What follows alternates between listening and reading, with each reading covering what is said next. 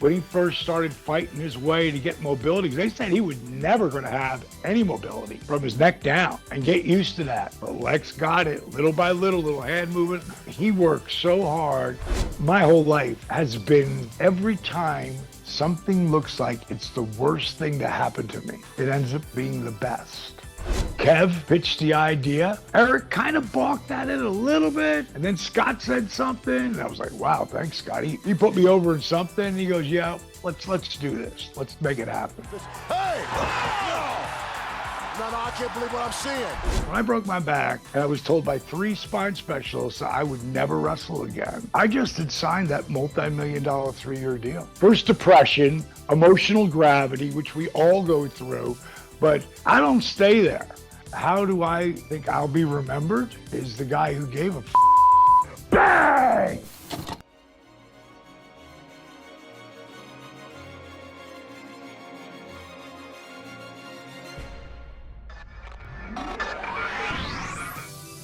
Rewind, recap, relive.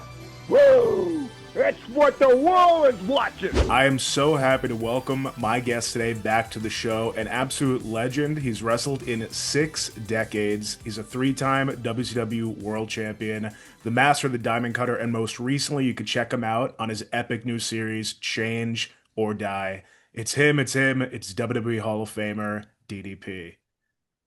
Good to see you again, brother. Good to see you again, too. It's awesome to have you back. And like I was saying, you're already in the spirit there, right? Getting festive. Oh, yeah. This you can get this over at, I think, Tees, Pro Tees, but Merry Fitness and a happy new rear. And we could really all use one of those. Yeah, no, that's perfect. Yeah. You know, speaking of that, too, the holidays, we saw Lex Luger post that picture, doing something he wasn't able to do in 20 years, he said, trimming his tree, and he credits you for that. How did that make you feel to see that picture of Lex being able to do that? It was a smile more than anything, you know. Yeah.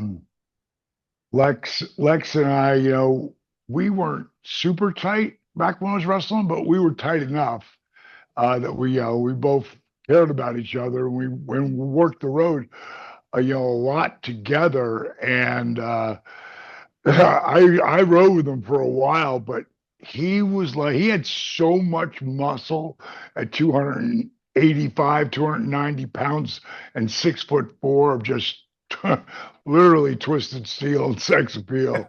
And Lex loved him. Bagwell was the same way. They wanted it to be freezing, like freezing in the car. And I'm talking about the middle of winter, or summer. It didn't matter. I'd wear my Parker, like a down jacket. I had gloves on at times, because it was so cold in that fucking car. And at some point I went, Lex, I can't take it anymore. You freeze me out and gone. And then to really see where him standing on the ladder for the tree, you have to know that when I heard that Lex, I was living in LA, when I heard that Lex was born again, and my buddy Eric Watts told me, who hated him, wanted to beat his ass back. Lex was never aware of it, but it was the arrogance of Lex back then. And Watts hated him. And then he starts telling me, we were at the dinner when I was back in Atlanta, and he's like, man, you're never going to believe, man, Lex Luger, he's really changed. I go, get out of here. You're telling me he's saved? He's like, I'm telling you. And I go, but you hate him. How do you even know? He goes, we live together. I go, what? He goes, I'm sharing an apartment with him, bro. And I go, oh my God, that's crazy. Now I got to see this. So San Francisco, there's a big signing. Like it was the only time I've ever seen wrestlers and MMA guys. That's all there was cool. There. Yeah. But it didn't draw shit, which was crazy. And it had Austin and Goldberg and me and fucking, some of the NWO, and then all, Chuck Liddell and all those guys too, So it was really crazy that it did not draw. Yeah, that's wow. But I never even really paid attention to that part of it because I wanted to see Lex. And I told the promoter when he gets there, call me in my room and I want to go down and see him. And he calls me and he goes, DDP, Lex, I think he just had a heart attack. The EMTs are with him now. I go, what? What room is he in? I go down to his room. The door, they had to break it down because he had reached for the phone. That was the last time he ever really used his arm like that for a while and fell out of bed. And he said it was like suction cups pulling him into the ground. Now, I have no idea he's paralyzed, zero. Because by the time I get in the room, the EMTs have put him up in his chair. And his hips were already frozen. So, because he had used the crutches and that's from wear and tear of football. Played at the pro level, then wrestling for 20 years. His hips. The main thing is lifting heavy weight. Like these guys who are moving ridiculous weight. Just look at Ronnie Coleman as a perfect example. But that's the same thing throughout. It's either that or you're in pain, and by the time you get to your 70s, you're fucked. And Lex, one time I was spotting him 405 on the rack. He'd go all the way down, ass on the floor, and come back out again. I didn't spot him till the 25th rep.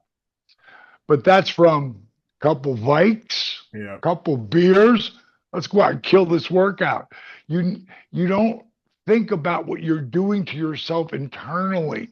And at some point your hips go, okay, now we're going to start freezing together, and because Lex stayed active, but he also went through 5 drunk driving tickets. He just wanted to die.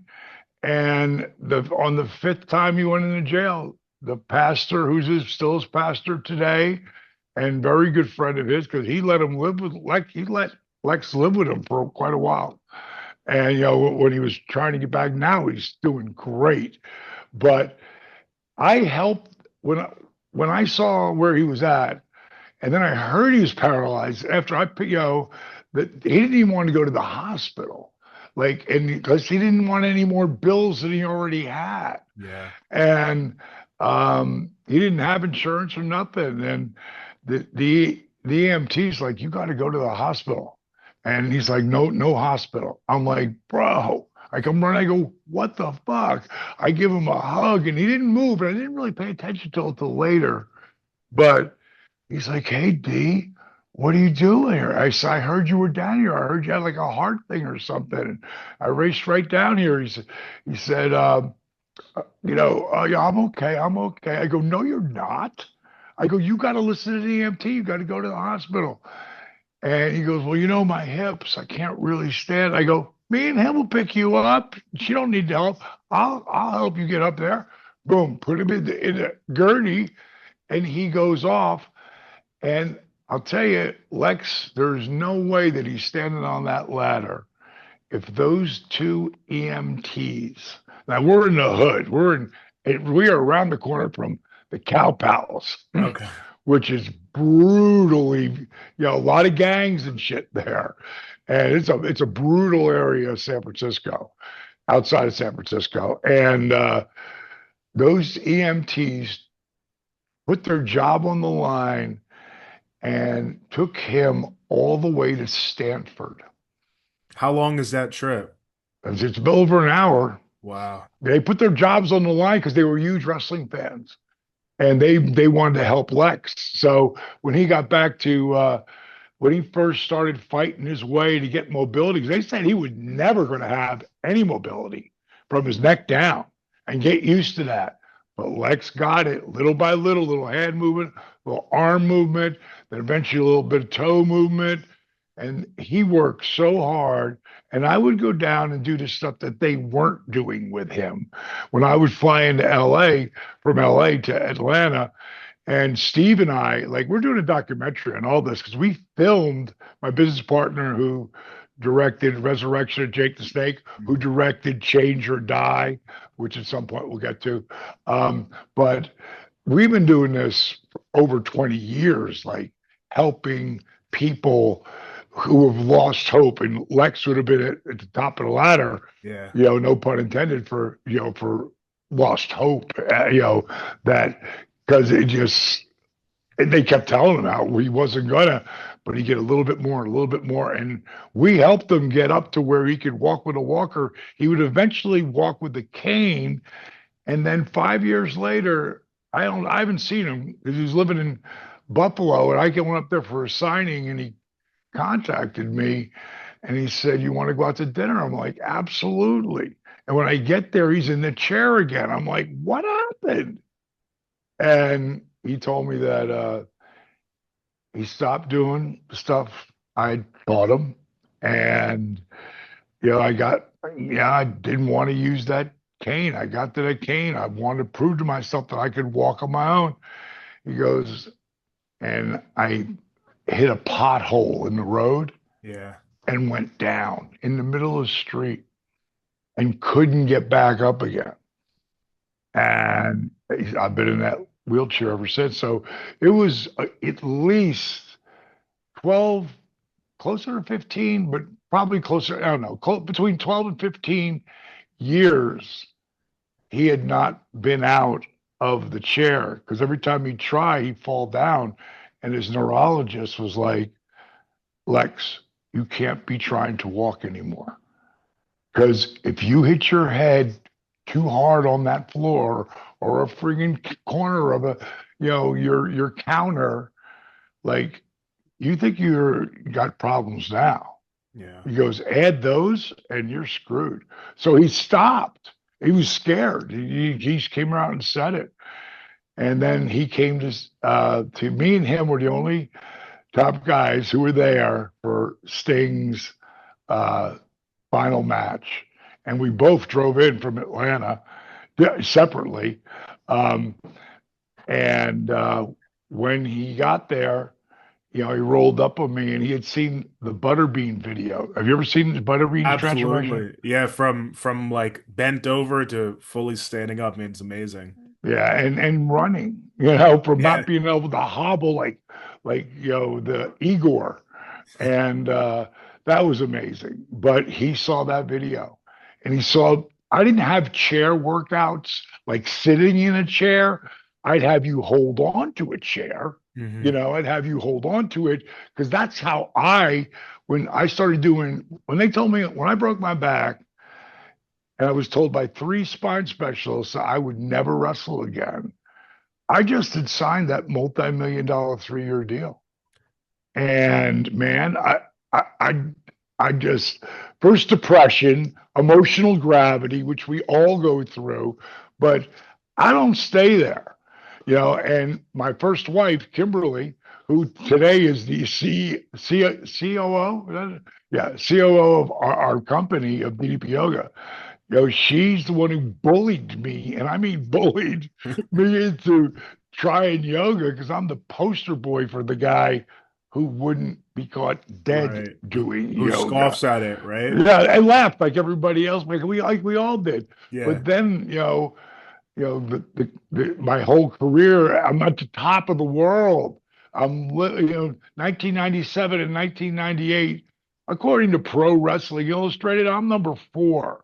So easily the top 10, So I was those 3 years were unbelievable from 97 to really 96, all four, 97, 99. We're just unbelievable. Living a dream on its highest level. But back over to Lex, we had, um, we started talking about the chair workouts, which I didn't develop yet.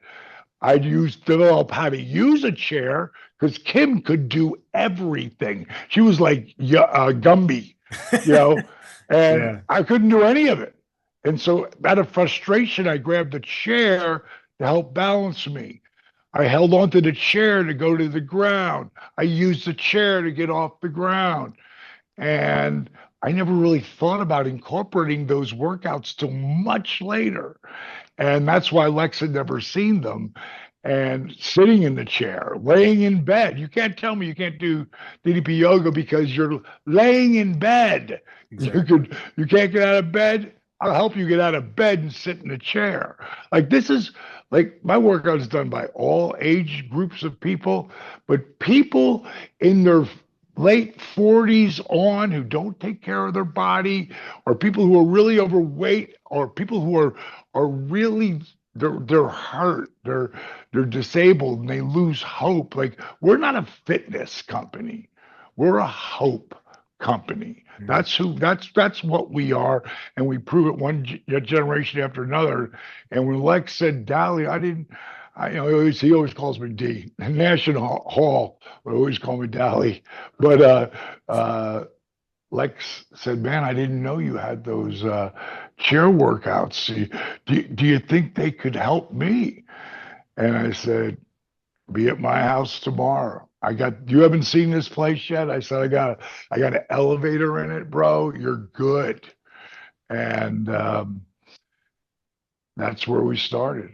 That's where we start. I mean, the journey is incredible, and then to see Lex you induct Lex to the Hall of Fame. I mean, it really is totally full circle, and he's just on a long list of people that you've helped over the years. So we talked about Change Your Dial a little bit. I'd love to get into it and where the idea comes about because I think it's so cool that you're not only helping these former athletes like a Buff Bagwell or a Butterbean, but it's everyday people too that are involved in this series. So how did it first come about?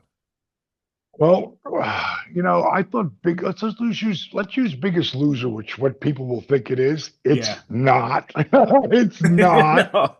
No. Biggest Loser was a reality show where you try to, can create conflict, and it's easy to create conflict, especially with people who are, you have just gotten to such heavy weights that they're already depressed and this is their hope sake, but they could get thrown off the show. Right. I don't know any of that shit. But like Biggest Loser in the beginning to me was so inspirational. But as I kept watching it, I'm like, they're treating these guys. They did a I documentary was on gonna it. say on Netflix, right? There's a whole documentary how bad it was. Yeah. How bad you'll never hear that out of people who are Nate. Because my goal, even though we do have conflict, as you know, Yeah. that's not me generating that. Brian, that's because you have five different people Right. and two massive egos, one that's under control and one that's not. Because if you're going to do what Butterbean or Bagwell did, and at the level they both did it, you have to have a massive ego. But I have a massive ego, but I keep it in check because I know that ego kills talent. And that's just a fact. And excuse me, the putting all those people together, I was trying to get them to work together as a team, like all the people do my program. Nobody's trying to cut anybody down. No one's trying to step over anybody.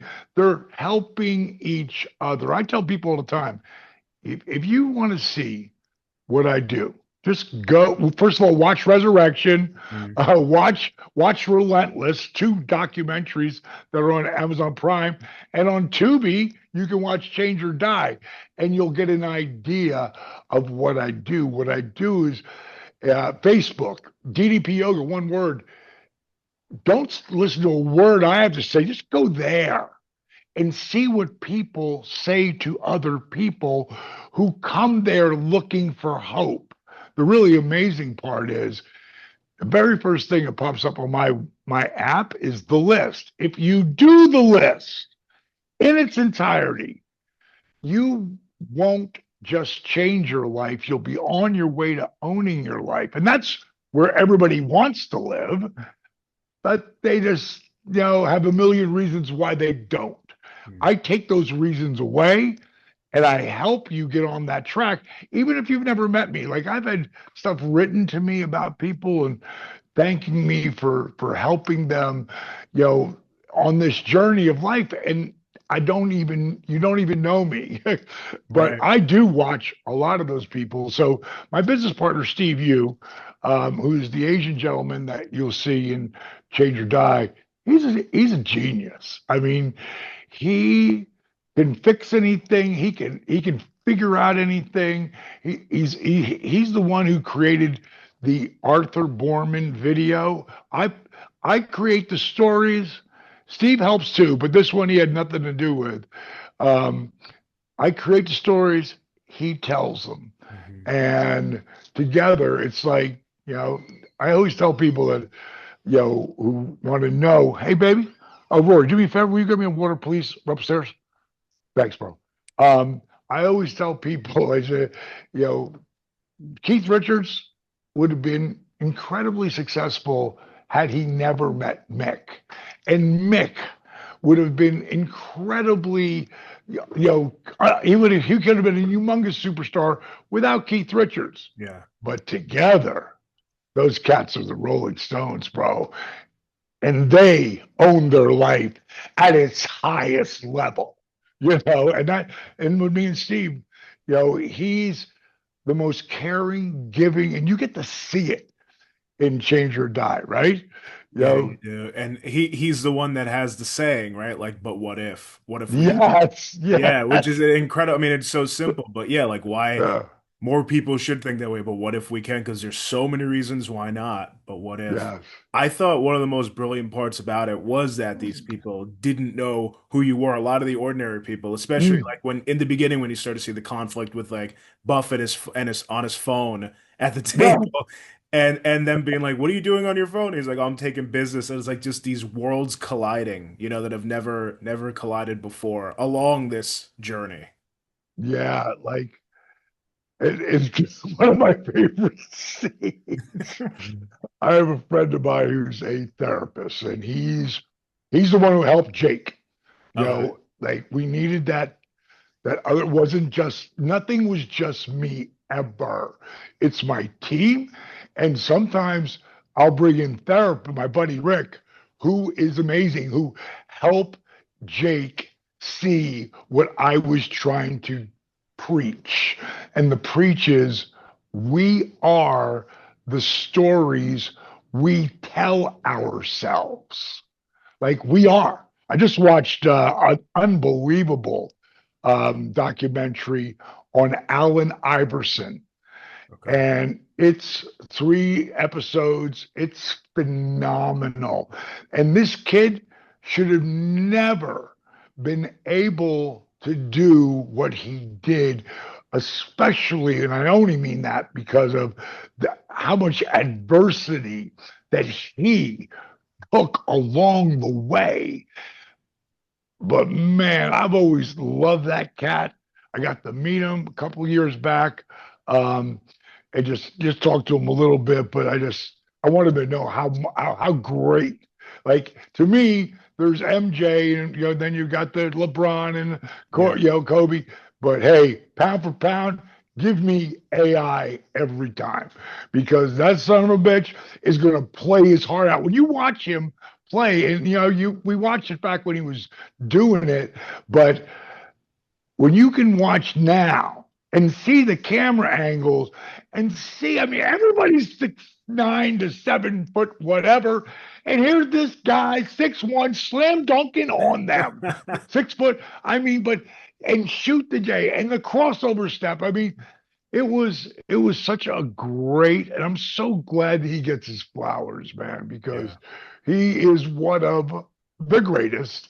And if he was if all the things didn't happen to his in his youth, if he was like from Point Pleasant, New Jersey, like I was, and he was that guy, he would have been. As soon as Mike left, it would have been. I want to be like AI. That's what it would have been. But he didn't have that upbringing. He was born in the hood. He hung with the guys. The brothers that looked out for him were gang members. And he's not apologetic to it. And he was going to do. He's the first guy to really say, no, this is who I am. Like, accept who I am. And the adversity of, you know, the people. There was a lot of people on board with him, but bigger were not. And the adversity he dealt with. I mean, AI, and who says it? Shaq says it at the end. Shaq said, "You are the reason why these young guys today can be who they are. Mm. Like, be who they are and express themselves." Because AI was doing it. And man, also, I mean, just cornrows got heat, like, Yeah. what the fuck? But bottom line is, I will leave it there, Alex, but that's a great documentary. And for me, back to Change or Die, I've always found that the more you have in your toolbox, the more you the chances you won't get hurt. There's chances you'll build your confidence. It all comes with, you can't in the beginning, but if you just say, I can't do it yet, Yeah. that's what makes it possible. And I'm working on it. Continued with that. Like you said, what if coming in, The Rock sent me a great voice text on Instagram when he saw the Butterbean thing, and he's like, I'm 2 minutes into that Butterbean video, and I'm like, what the fuck? I gotta hit you up. And he's like, I hit pause and got on board, and he put me over, and my business partner Steve Yu, because I was telling that story about him in the Butterbean, video, where I said, "Man, how are we going to help?" I had no idea he was this fucked up. Yeah. I had no idea, and I didn't know how bad Bagwell was either. Yeah. You know, I think it's eh, like a lot of Lex Luger was the same thing, at least as far as like fans. right? Sometimes you never know like how bad people are doing, just deteriorating. Have you spoken to Buff since the Oh, recent leg amputation?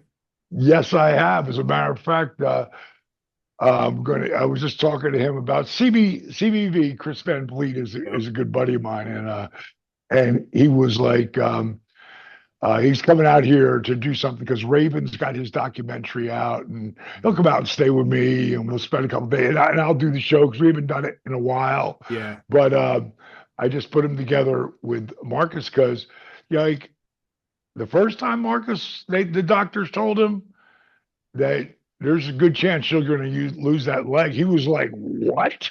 Yeah. Like, that got his attention big time, and that was the last thing in the world he wanted. But by the time it was time, like, it's time, he couldn't wait.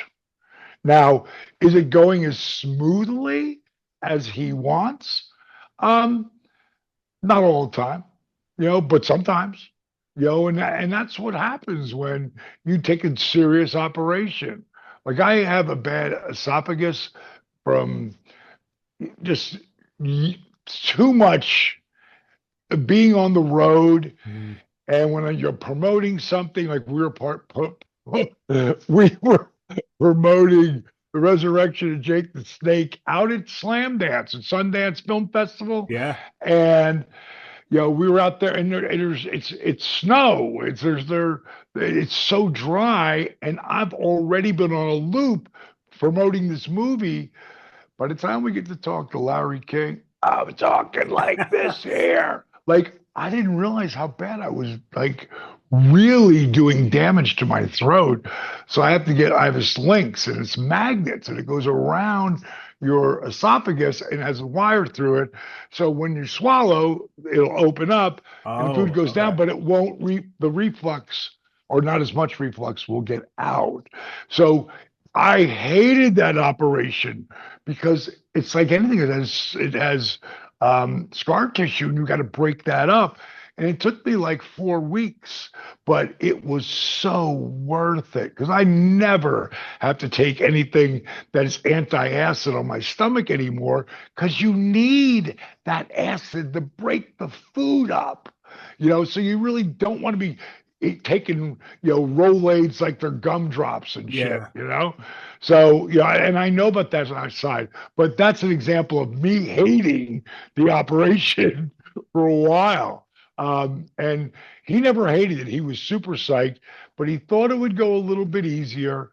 But he has his ups and downs, but overall, incredibly positive. Another cat, go back to my story about we were talking about change or die, and I would bring in Rick to talk to the different people who were in the house. And when he gets the Bagwell, like Rick used to be a addict. Well, he's still an addict, but he's been good for 30 years.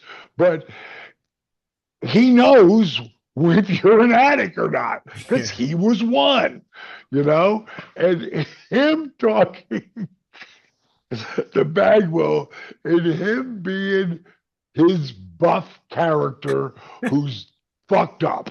Like I got to a point where I wouldn't even call him Buff. I rarely ever do. And I love that name. But Buff's an asshole. Right. Marcus is a good guy.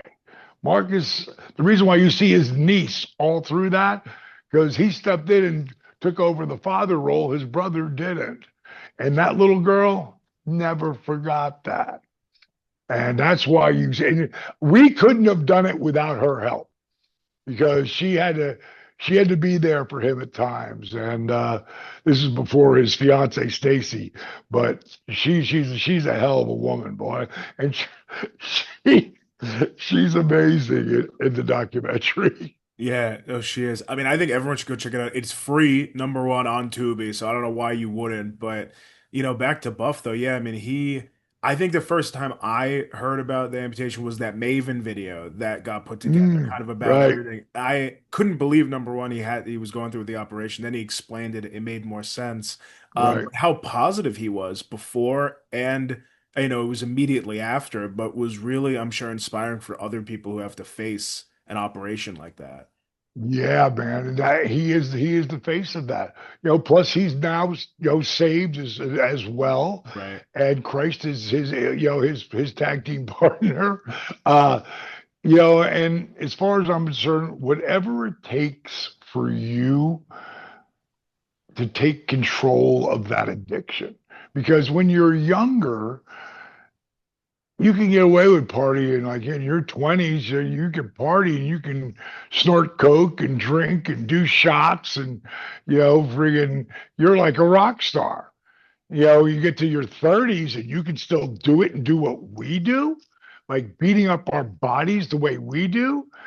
You're a demigod, but by the time you're in your 40s, if you're still doing that shit, people are looking at you and going, why are you doing this?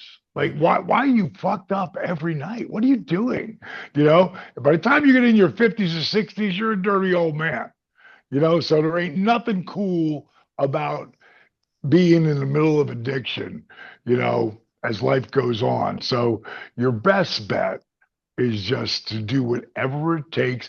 And for a lot of my buddies, it's Christ, and he's a huge savior for them. And whatever it takes. I'm just a feeder arm for that, and I'm more of a guide and keep you accountable, because if you don't stay accountable, I'm done, because if you won't put the work in, what the fuck am I doing? Now, if you fall down, like in Resurrection, Jake did along the way, that's my brother. Without Jake Roberts, without Dusty Rhodes, I never had the career I had.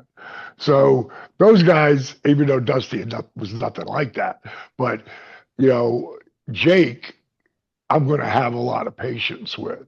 Yeah. Because it's fucking Jake the Snake Roberts, and when I look at guys, and I love Flair in the ring and Austin and The Rock and freaking Shawn Michaels, like all those guys, Scott Hall. But my guy, if I'm going to say I want to work like him, but be me, is Jake Snake Roberts. Because everything he did was reality based. You couldn't see through it, right? Couldn't see through it, man. And I had these kids who come to my house for Halloween, 1997. Kim's like, you got to see this. I said, I'm done doing the Halloween thing. He's like, please come out here. You have to see us. And all these kids are, 15, 16 years old. They're dressed like me with the blonde hair, the t-shirt, the ribs, the jeans, Sting, Hogan, they got about six of them. These kids would come back around for when I was putting up my Christmas decorations. And all of a sudden they're there and they're talking to me. I go, yo, we'll talk about wrestling at the end. You go get Santa, grab those reindeer over there. You grab the lights, we're gonna put them.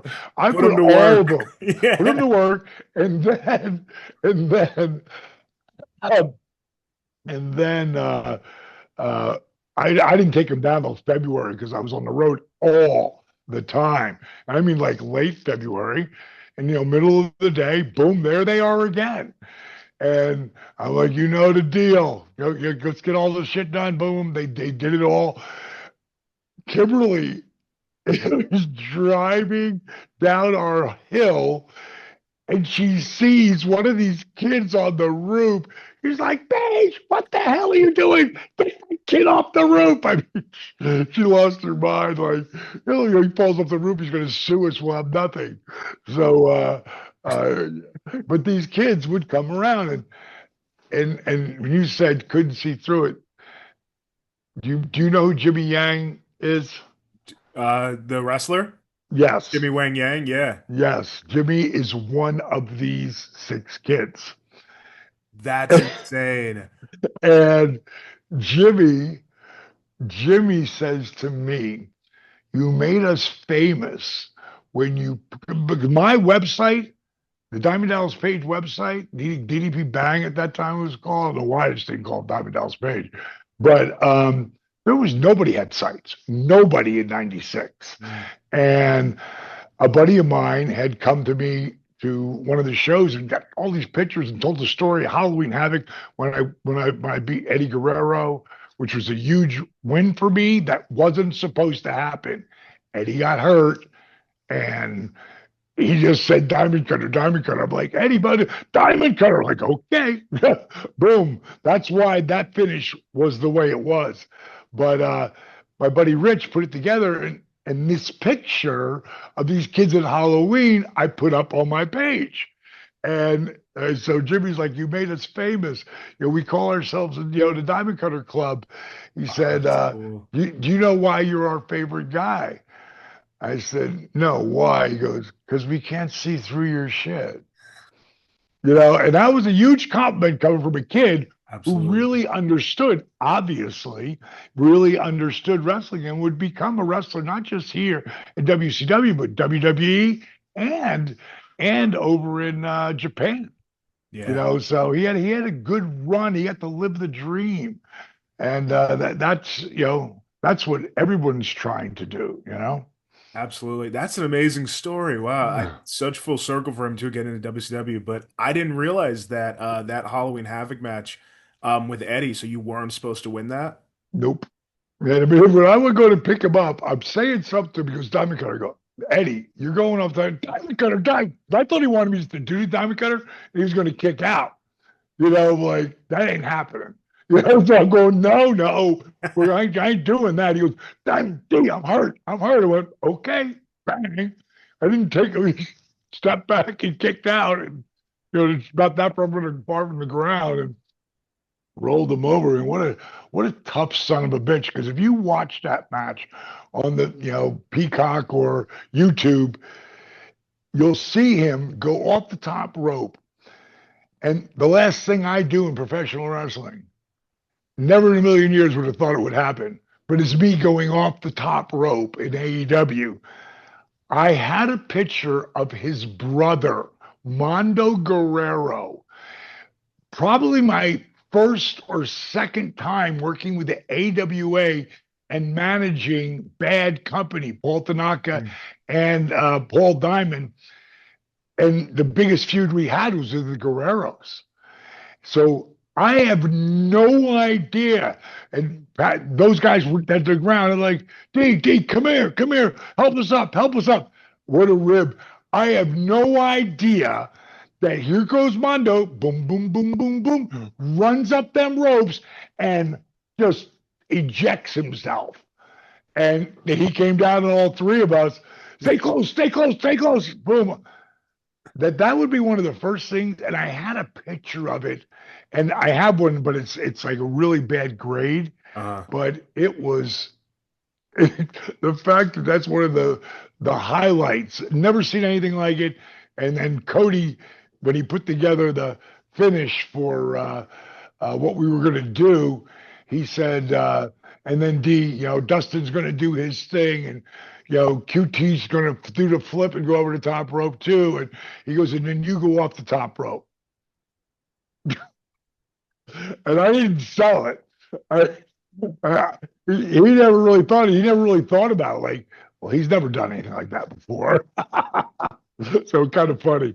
But when Eddie went, he had to be 15 to 20 feet in the air when he came down, and he came down, and I've done this before, and it hurts like hell, and it hurts to breathe because it's the white muscle in between the rib cage.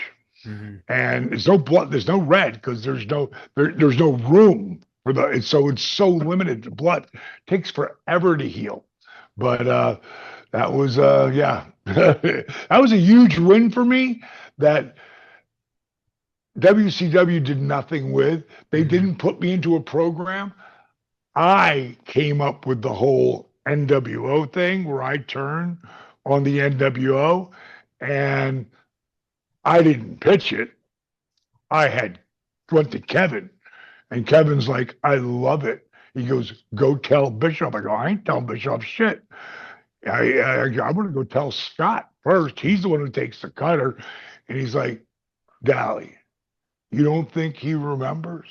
You don't think he remembers when nobody would call him back and you created his look and got him a job when his wife was pregnant? You don't think he remembers? I said, I don't care. It's the diamond cutter. I got to make sure he wants to do it first. And I told him, he goes, I love it. Go tell Bishop. I go, no. I go, we'll do that tonight. And what was really cool about Nitro, and no one had ever had this in professional wrestling ever, because the show aired once and that was it. Mm-hmm. Not TBS or TNT. They did different simulcasts for the West Coast.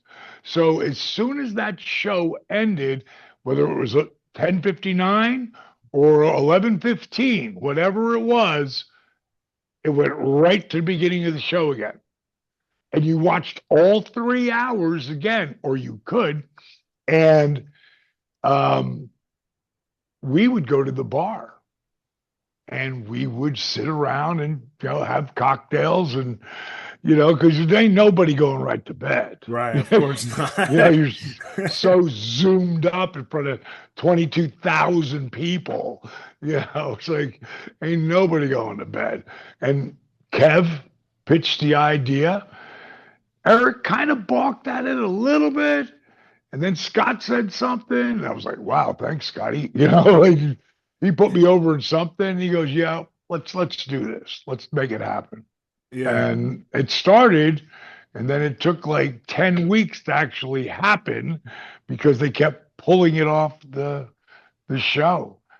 Mainly because the booking committee did not believe that I could, because think about it. Nobody touched those two guys for almost a year and a half. Yeah. A year and a half. Like they had the Goldberg push, and they deserved it. I mean, who was more over than the outsiders? And I'm the one who helped put that whole thing together.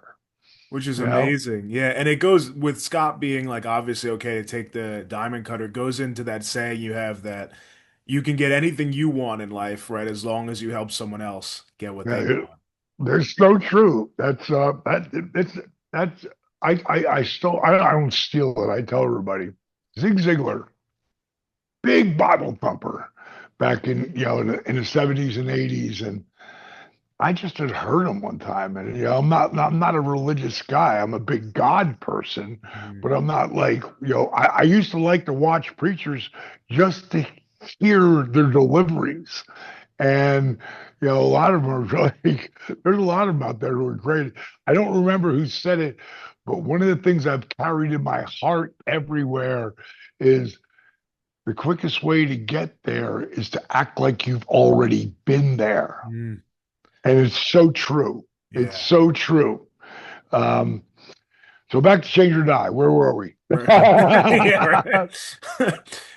No, change your diet. It's incredible. Last time you were on, you gave a really good play-by-play of that Halloween Havoc match with Goldberg. And I posted that clip, and the number one comment on that is people saying DDP should have ended this streak. Like this match is amazing. Yes. This is where it should have been. How do you look back on that match and like that sentiment from people? I love it. I love the match. It's one of my favorites. Two of my four favorite. Well, there's so many. It's hard to tell because I love working with Raven. I love working with Benoit. Um, friggin', of course, Savage would be my first beating Savage that first time was it changed my life so dramatically. I can't believe it. And it made everything possible. I mean, everything I'm doing today is because of that match and being able to build a foundation for the fans to believe in me as a human being, first and foremost, in a world that's predetermined. But when I lost Sting, when I lost the title to Sting, and then won it back later that night in a four-way dance, of course, putting Sting over was one of my favorite matches ever too, and of course the world title match. When Ric Flair of all people, to me, the man, the greatest of all time. I got to put it between him and Shawn Michaels, just because Shawn was so unbelievable, and he left before anything got in any way tarnished. Like he left like Jim Brown. Like he could have done another 4 or 5 years. He'd be crippled up, and he would not have never had those matches 3 or 4 years later. But he knew that, and not to get the big run when he had the back issues and did Right. this fusion. I'm so glad he got to come back and do that, because what a amazing just story Shawn Michaels is and what he's doing down there. I've been down there a couple times and seen him down there at the WWE Performance Center. And I mean, here's one of the greatest of all, if not the greatest of all time, is the guy teaching you. He's the guy who's this guy and knows exactly how to keep people accountable and put them over and build their self-esteem. Like, couldn't be a better guy. And sober, and again, a guy with Christ. It's really, really, really, really, really works for him. And I don't even know what I got off on that rant about Shawn.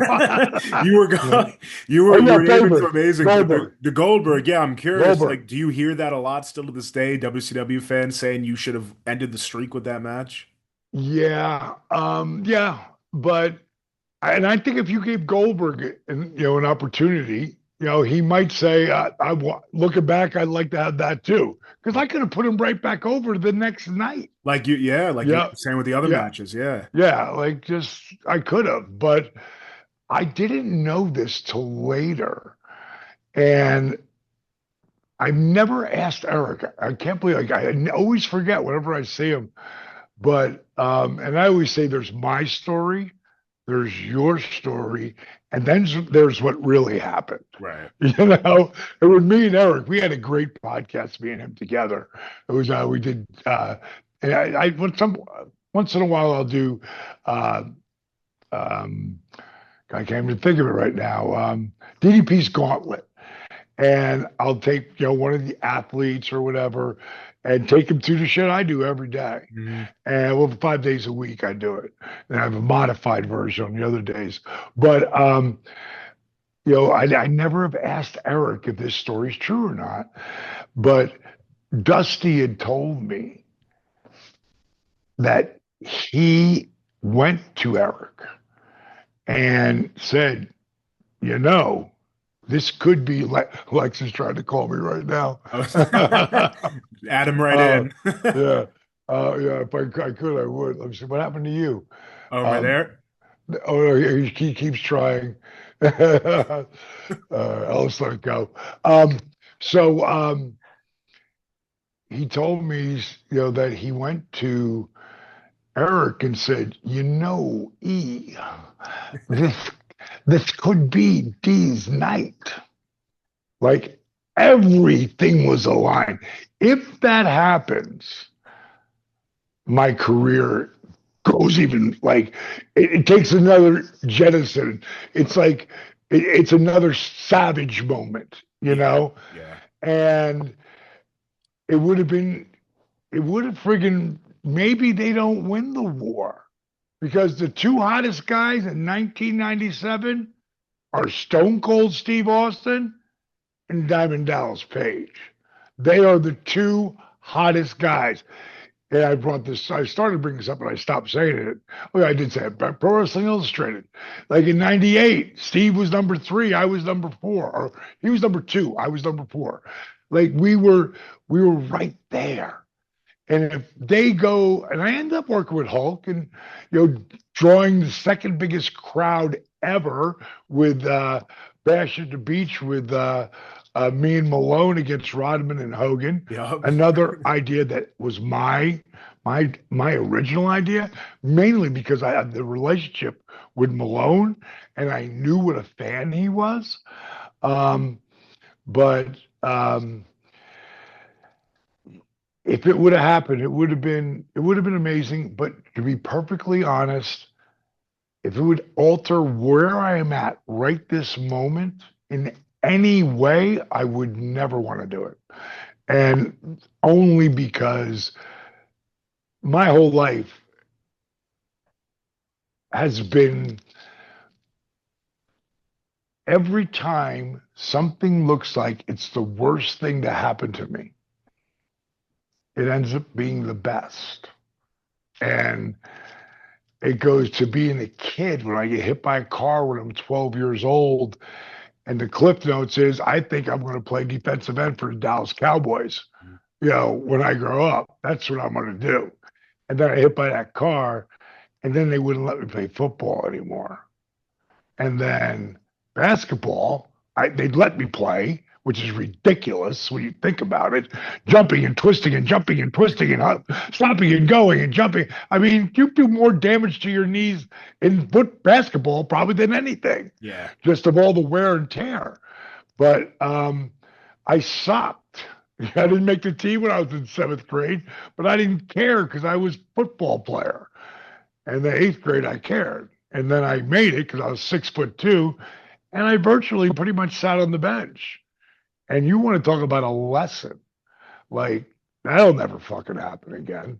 And that's where I don't know it at the time, but that's where I learned that work ethic equals results. I would go on my freshman year to be the leading scorer on our undefeated team, and sophomore, being third highest scorer as a sophomore, eventually junior and senior, leading scorer on our team. I became a really good, like not great, but really good basketball player who was always leading scorer and leading rebounder. And I played very physical. But I didn't really realize it till much later. Applying that same work ethic works every time inside my Hall of Fame ring, my WWE Hall of Fame ring. Inside it, it says work ethic equals dreams! Explanation point. DDP. I love that. And that's perfect. And it is those moments in our lives that we don't know what they're going to transition to, but look where you are now. Did you catch Goldberg's final match, or what would you think of Oh, Goldberg? he did it here. Okay, So of course, yeah. yeah, and I wanted to see it, and WWE called me because he had a list of people he wanted to know who would come by, and I love going, because I'll go. I don't want to be up in the booth. I don't Right. want to do. I want to be down on the floor. And if there's no, I don't want to be in the second row because there's somebody in, if there's no room for my legs. Yeah, exactly. But if you're in the front row, you got a little bit more room, or an end seat. Then I'll go down and watch the match with everybody else. And people always get tripped out because they know I'm the run through the crowd guy. Um, but I thought it was really good. I was a little disappointed because he was disappointed, but I really didn't understand why. You know, because I thought he did a hell of a job, and I thought WWE built the shit out of that. I thought he did a hell of a job. And fucking Gunther, man, that cat would be a top guy in every generation. Mhm. Like every single generation, that cat he would be one of the top guys in the company. It goes back to what you're saying, right? You can't see through his stuff. No, you Stage. can't. No, you can't. Can't see through anything he does. No. Another final match, and they're really building up this next, reincarnation of the Saturday Night's main event because John Cena's final match is Whoa, yeah, on right. that Saturday Night's main event. Have you been following this retirement tour at all? A little bit, a little A little bit. bit. Do you have any idea or any hope on who you'd want to see as his final opponent? Orton. Orton, yeah. Yeah, because that's a feud. I Yeah. mean, it's like if Dusty had a final match, it would be a tough one. Yeah. It would be a tough one. But Flair, of course, Funk, you know, um, those two are the biggest because those feuds went on forever, Was there forever. Yeah, I know, seriously. Was there ever any talk of doing like a DDP Randy Orton standoff in a ring, like cutter and cutter? God, I wanted to do that. Vince, when I Vince did not want the WCW guy to get over. It's just plain and simple. When I see people write the worst booking ever, it was meant to be that like that. Yeah, Like when I did Taker's show, but I love Taker. I was a little it was a for great years. episode. I loved it. Yeah, and he said at the end, which he's so raw and real, and so am I.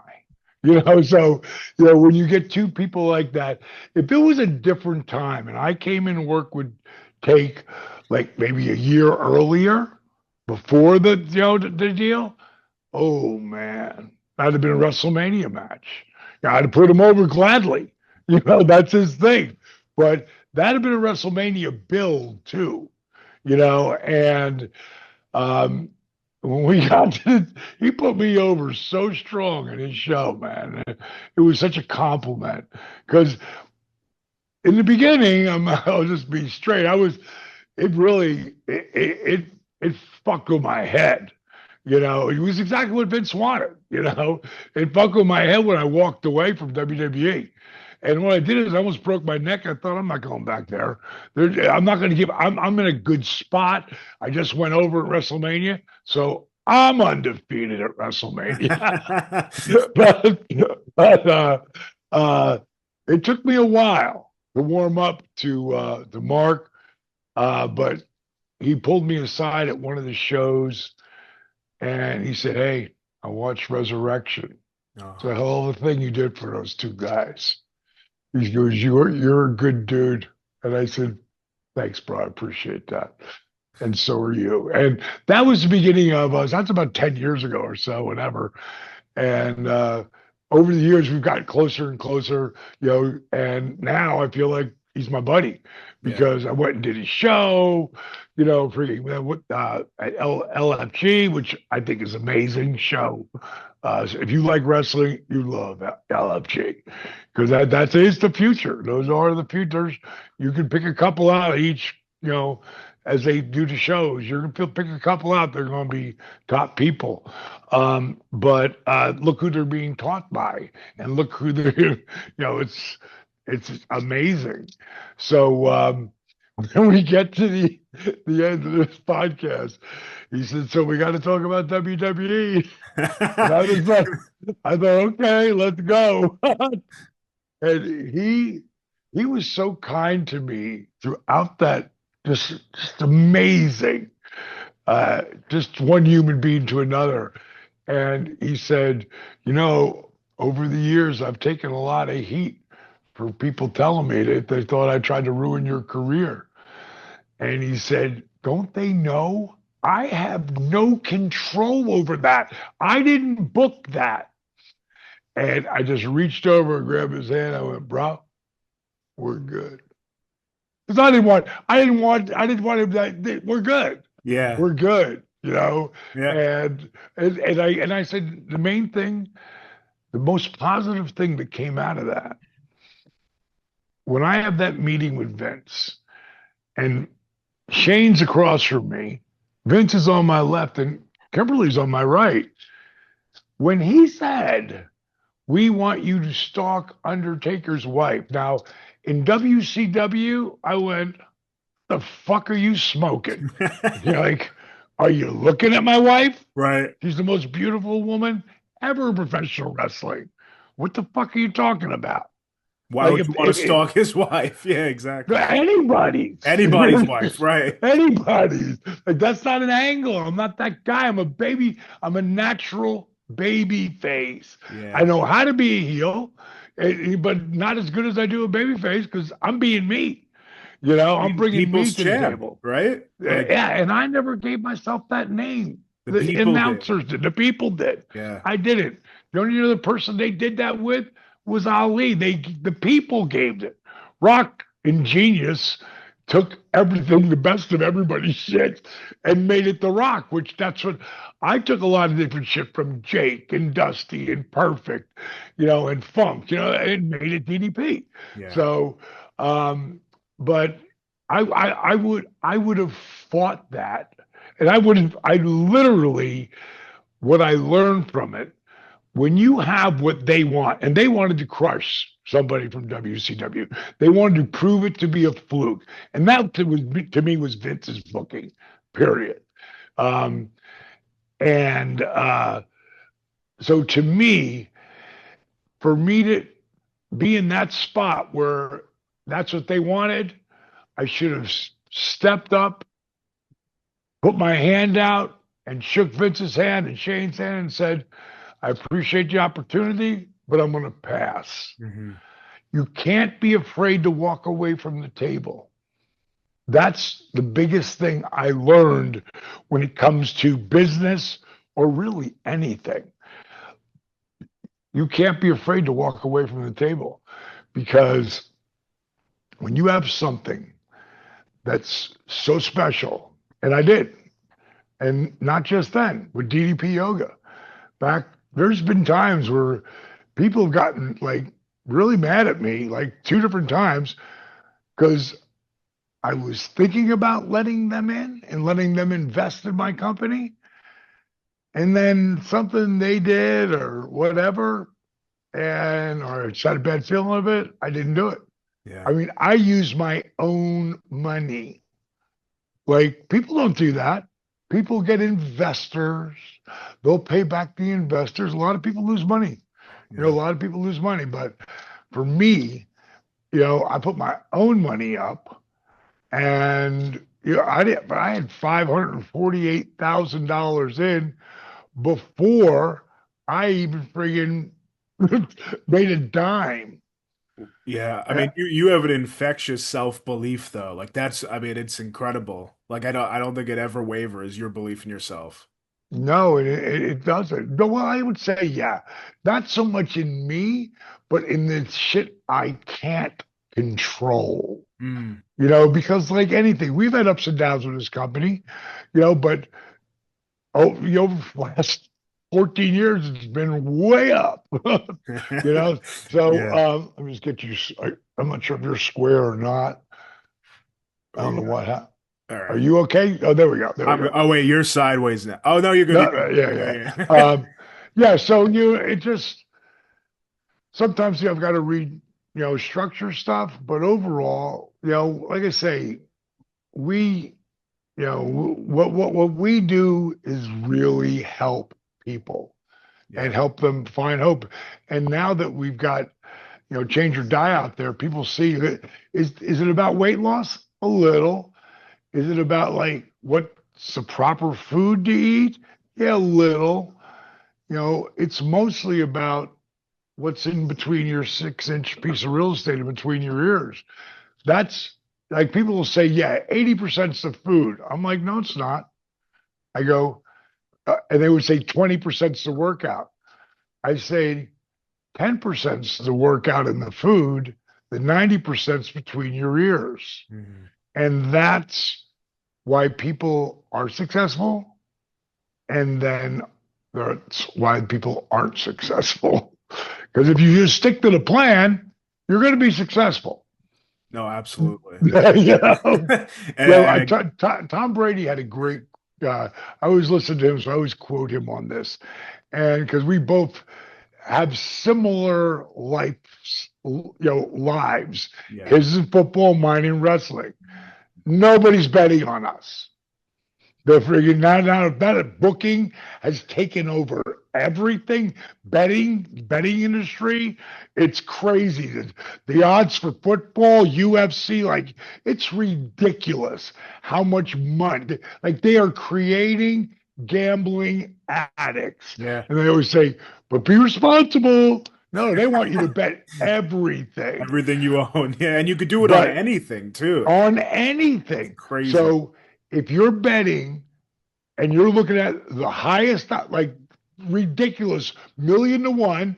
One guy's named Tom Brady in the football field, and the other guy's named Diamond Dallas Page in the wrestling world.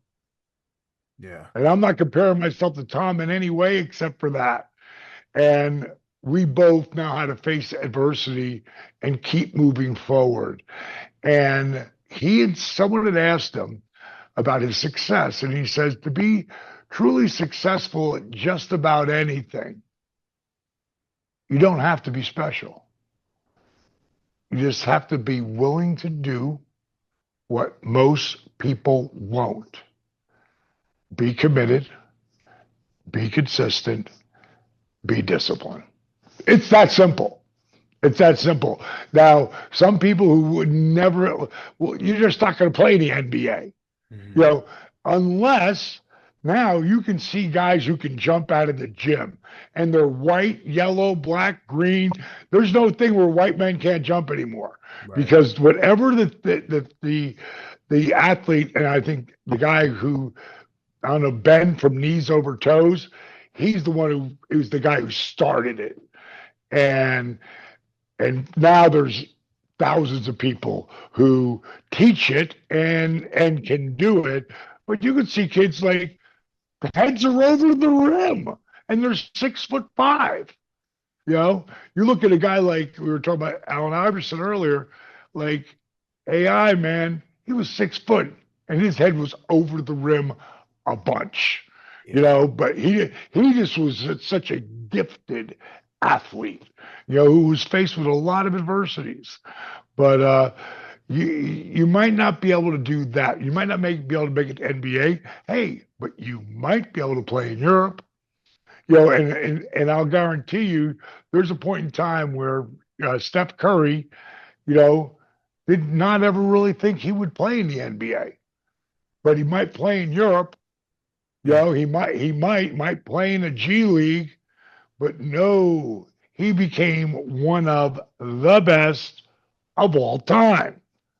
Another Tom Brady story because you ain't drafting him coming out of college and looking at that guy and who he is today. No. No, absolutely not. It's just those three steps, right? Just Yeah. yeah, and do what others won't. Before we wind it down, this has been so much fun. I in doing my research, I found something pretty cool. So it's clear how close you are with Cody, and now people are seeing it. You've been in a lot of his championship wins now throughout his career, but you guys did lock up once in a WWE ring. I think only once in 2015 when you returned at the Rumble, right? He was Stardust then. But there was some contact made there. Do you have any memories from that return? And was that special? Yeah, it was. He texted me as I was driving in. They were bringing me and Bubba flew into Jersey, and they brought me and Bubba to Philly. And he texted me and he wrote, "How apropos that I will be the first one to take the cutter." And I thought, I have no idea what I'm doing yet. And when I got there, and then they brush you off and hide you, and I'm going to get to hit three cutters. Like, oh my God, are they really doing this for me? Like, holy shit, you know? And it wasn't just, it was Cody, it was Fandango, and it was to me, one of the greatest ever frigging step in that ring, Bray Wyatt, man. I mean, that guy had something really special, boy. Um, but I said to Cody when we talked, I said, I'm going to slide in. I want you to put the boots to me. Like, just beat me down. He's like, no, no, I want to shine you. I'm like, no, put the boots to me. Go to slam me, and I'll turn it in a cutter. And later on, he texted me when I was gone. Um, I didn't really understand why you wanted to do that. But as soon as I picked you up to slam you and you dropped behind me, I knew exactly why you wanted me to beat you down. Because it's always come from underneath. So the people, oh, oh, and Yeah. that was the whole thing with the cutter was that. And then Fandango went to run up there, and I think I dove. I would dive on the ropes, like last second to make the guy fall and Yeah. nut shot himself. I think you So did. there's, Yeah. yeah. So that's a reason why there's like a psychology. When I see guys beating someone up in the ring and they stick them on the top rope, doesn't make sense to me. Again, I follow old school. Why did that just happen? Mhm. And it's selling over the top is just fun part of the business. But um, I want shit to be as close to reality based as possible. Like the match of me and Goldberg, you could watch that match, and if you were young, and I don't mean five, I mean like 12, and you love wrestling, and you see that match with me and Goldberg. That's the very first thing you see. You see it, and you don't know if that's real or not No. because you can't see through it, and you don't know. Well, how does it work? I can't tell you how many people ask me. So, how does it work anyway? Yeah, it's interesting. It is, yeah. No, it's just one of those moments. Well, I mean, thank you so much. Like, this has been awesome. I feel like there's no being negative in your presence, and your stories Never is. they're so in depth. How do you want, final question here, how do you want your legacy to be looked at by fans? What you built in the wrestling world, what you built helping people with Change or Die, that I'll say again, everyone should go check out. But does legacy ever creep into your mind? Only when people ask me. But Sorry. and, but no, it's fine.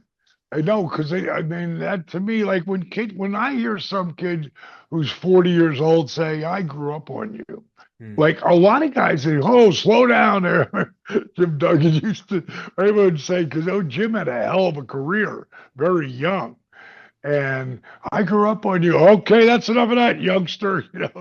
To me, it's like I love when someone says, I grew up on you.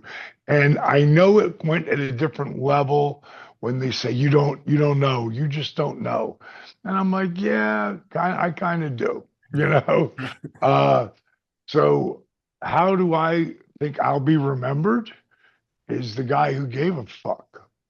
Like, because it wasn't just me helping people with DDP yoga. Scott Hall, I created his entire look, Yep. the one that made all the money. And the guy was already 6'6" and 295 pounds. So he sure as fuck looked like a wrestler, you know. But Scott needed a character that he could delve into, and the look. He had the look now.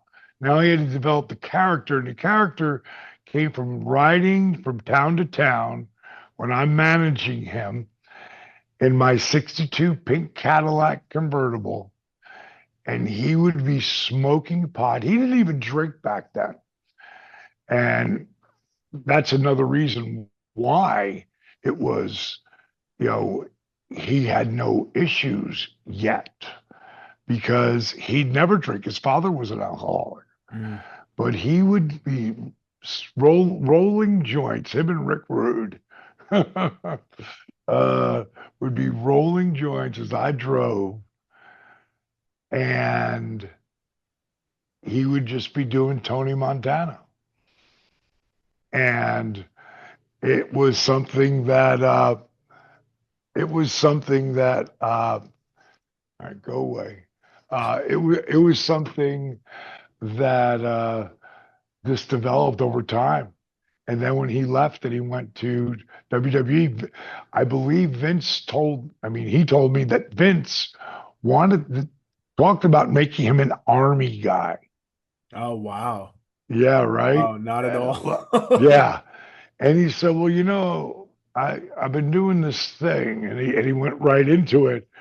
He goes, all right, let's do a couple vignettes and see what happens. And we know when those vignettes came out, poof, They were perfect. he was made. Then he gets the monster push, the big heel, and the people turn him babyface. And then his matches with Shawn Michaels, legendary. Legendary, yep. And so he's one of 30 guys that I helped get jobs. Help friends of mine that I knew, had it, whether it was Raven or Disco or Ray Lloyd, Glacier, two guys who thanked me when it was over.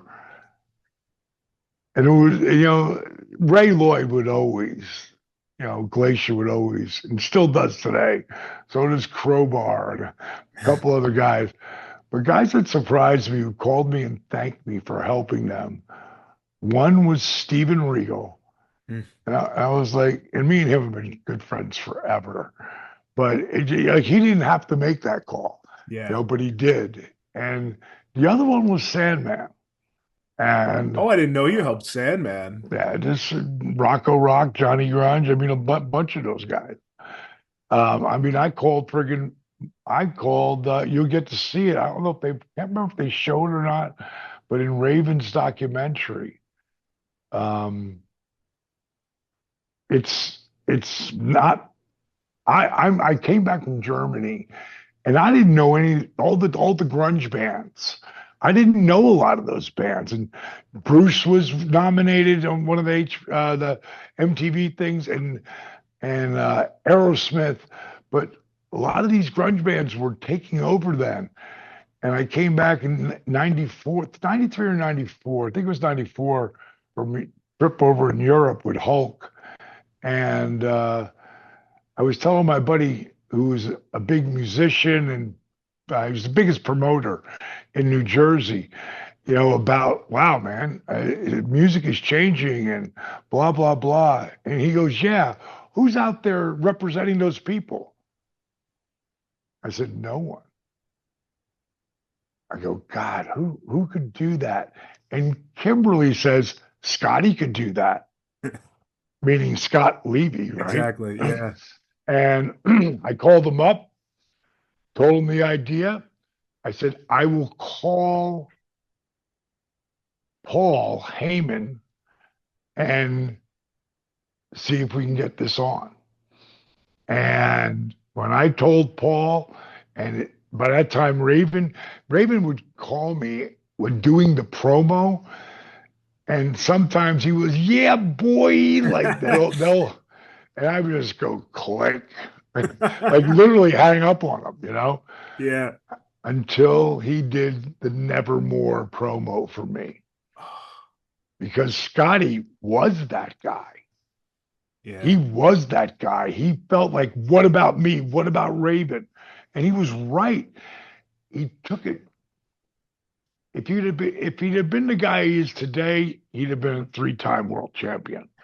And all I mean by that is he's gotten, like we all have, a lot smarter Mhm. and not so much, not so, um, not so. It's not the word's not conceited. It's I'm trying to think of the word. Mm. Not that he would like believe in himself. Like you can talk, like when someone's talking that they really think they deserve it, Right. but do Oh, they entitled maybe? yeah, Uh, maybe because he worked so hard, he was so good. And yeah. anybody wants you want to see the Ravens doc, it's really good. I I can't enjoyed it. wait. I think I'm Yeah, not sure when it drops to the public. I know there's been some press screenings. I'm excited yeah. to come out. Yeah. Yeah, I'm happy for him, man, because he gets to tell his story, and his story's great. And Heyman's a fucking genius, man. He's the genius, mad scientist. I mean, I got so much respect for him. Like, I didn't know this. He told me we were together at Bad Blood at the cafeteria, and at some point, the AWA came up. I think I knew that when he left, it left a huge void in the AWA for a guy that could talk. Yeah. And he told the story to me that he told Rob Russin, why don't you bring that Diamond Dallas Page guy in, see what he can do? Like he actively made that happen. And I never knew that. I knew Rob Russin and Mike and Greg Greg Gagne. I knew that they were a part of it. I did not know that Paul was, and I mean I love Paul, always have, and so happy for him. You talk about getting your flowers, Yeah. and I'll leave it with this: just when Hunter did his Hall of Fame speech, boy, he put over Heyman big time and should have. And he just spoke the truth.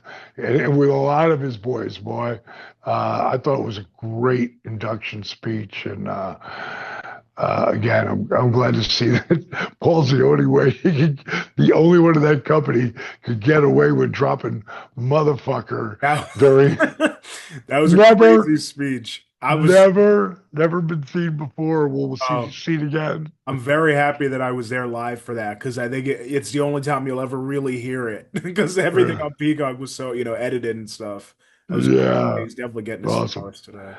All right, so I'm just going to tell everybody go over to if you're still on, go go to Tubi. Cost you nothing, and I'll just tell you this: don't skip through shit Mhm. because it's all the thread, and when you get to the last episode, will mean nothing to you if you don't watch the whole thing. Yeah. But if you and it's short, it's half-hour Yeah, episodes and no, stuff. it's very easy to get through. Yeah. Yeah, and it's binge worthy. Change or die. Check it out. All right, bro. Great talking to Thank you. thank you so much. Yeah, this has been so much fun. Enjoy the rest of your day. Enjoy the power cuffs, right? Yes, Power Cuffs. And we do have a Christmas sale going right now over at DDP Yoga. It's the only time where I do 30% off. That's $50 off on the Power Cuffs. Um, Go check it out. All right, bro. It's right. been your pleasure.